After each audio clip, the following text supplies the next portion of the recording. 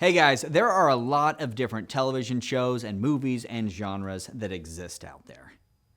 But if you're an actor and you want to get cast in those projects, you can't just do your thing and expect to book work in their thing.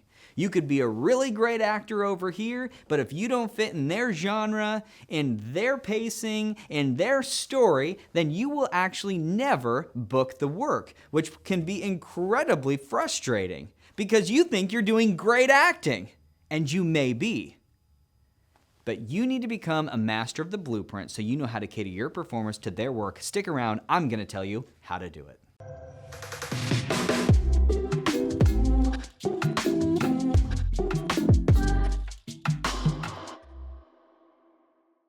Okay, so let me unload this for you guys. I hope you stick around because this really can change your acting from this point moving forward if we can grasp this. It could literally change everything. But let me make my point first by quoting John Frank Levy. He is a casting director. He has won 4 Emmy Awards in the casting departments for shows like ER. He did Shameless. He also did The West Wing, Thank You, and that's the one specifically that I would like to talk to. So I know John, I've worked with John, but one of the things that stands out about this is what he said about the casting of The West Wing. This is, of course, Aaron Sorkin writing, and the writing is very fast, and it has a tempo, and it's got a pace that actors have to keep up with. But what John said is that there were very great, very talented actors that would come in and read for that project that just simply weren't able to keep up with the pacing of it.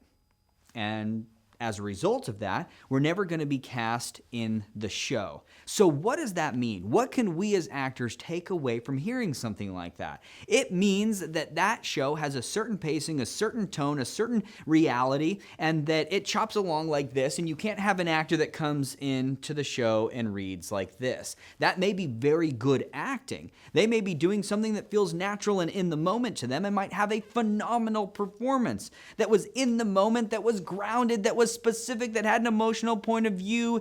But if it was chopping through like this, then they can't be on the show. What does that mean to you? It means that you need to cater your performance to the show, to the genre, to the film that you are actually auditioning for. It's not, hey, well, this is my thing and this is what I do, take it or leave it. Well, it could be, but you just might not book any work that way. It is really important that you understand to master the blueprint. What do I mean by that? I mean, you got to know scripts. You got to know scripts really well. You got to be able to read a script and pick up on those tones and those hints from that material that start to tell you, the actor, where your performance needs to live, how long those beats need to sit, how that scene and that show breathes out. Some are very natural and very true to life. Some are very fast. Some have comedic tones to them. And you've got to cater your character and your performance to fit and match those shows, the ones that you're actually auditioning for. So how do we do this? You've got to read lots of scripts. You've got to read them every single week.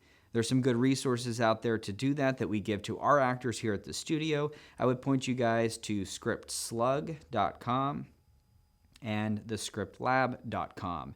You can find scripts on there in different genres, and what I would recommend to you is that you get in there, you download those scripts, and you read them. Read them. And then go watch the show or the film that they are from and see how the professionals took that script and turned it into that product. As you do this, things that you couldn't see before, you will start to be able to recognize. And instead of just reading it and everything kind of reads the same, things will start to read differently. The writing styles will start to read differently. The dialogue pacing will start to read differently. The jokes will start to lift themselves off of the page. The characters will come to life in a way that maybe they're not now because we haven't gotten into doing it often enough to become masters of the blueprint. Until an actor actually does that, then they'll never be able to have the intentionality of having their performance and their character live within that universe of the project that they are auditioning for. And again, if you don't do that, then you're pretty much a wrench in the casting process. Let me take a step back here. Let's talk about the casting process and why this is so important. Every week or two, they are casting for a new episode, right? So here's this episode. Let's just say it's a week, because sometimes it only is. And so we have this week to put through this episode, okay? So every week, the casting director is getting new scripts that they have to cast new co-stars and new guest stars, maybe new recurring roles. So they've got to send this out. Agents have to respond. They have to get self-tapes in and perhaps have some callbacks behind the bigger roles. And then those ones have to go on set basically the next week and start filming. Meanwhile, as that goes through, we get a new script that now we need new co-stars and new guest stars, new recurring, and send that one off. And then we've got to go back and get a new script and do this. Do you think in that process, the casting director has time to be like, oh, well, we need to give that direction, that actor some direction so that they can fit into that? No, there's no time for it. That actor's either going to fit or they're not. And if they fit, yes, that works. They got the tempo of the show. They understood the beats. They played it. Move. Cast them. Book them for that project and move on. We have this episode, that actor hits it, they hit all those beats in that script, great, that's going to work, send them on. Yes, those self-tapes work, they did that, let's do a callback that worked for us, and move it on. But it can't be, oh, this actor comes in, they were a little clunky, oh, they didn't hit that beat, oh, that's a little bit slow. No, we're not going to give you a callback, you just didn't get it. And sorry, but you just didn't, and you're not going to be in the casting process there. You can't be a wrench in the system. You've got to come in, know where you fit, make those choices, execute that, and then they can see and safely and confidently put you on set and just know you're going to fit with the jive of the show. Guys, this is why it's so, so important. Get into those scripts, know these things, know them so well until they lift off the page for you and you can see them because you can recognize the beats, the tone, the pacing, the structure, make your choices to fit in that. And you will have a much higher success rate of getting those callbacks, booking those jobs, and getting onto set and doing what you love. Set aside some time this week. Just trust me. Set aside some time, read some scripts, and watch that. If it helps one time, do it again, and again, and again, and again. And hopefully you can get through 50 to 100 scripts this year. Let me know if this helps you in the comments below.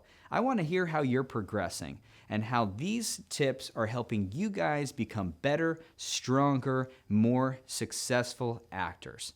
That is what we do here at Studio 24. I want to see you guys on the little and the big screen. Let's get to work. I'll see you guys there.